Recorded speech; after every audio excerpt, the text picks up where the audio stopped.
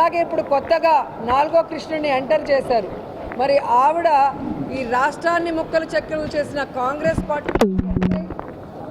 ఈ రాష్ట్రానికి ప్రత్యేక హోదా రాకుండా పార్లమెంట్లో తలుపులేసి అన్యాయం చేసిన కాంగ్రెస్లోకి ఎంటర్ అయి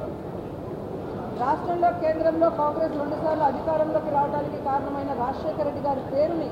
ఆయన మరణించిన తర్వాత ఎఫ్ఐఆర్లో రాసి అవమానించిన కాంగ్రెస్ పార్టీలోకి ఎంటర్ అయి ఆ వైఎస్ఆర్ గారి కుటుంబాన్ని ముక్కలు చెక్కలు చేసి వైఎస్ఆర్ కొడుకుని కారణం లేకుండా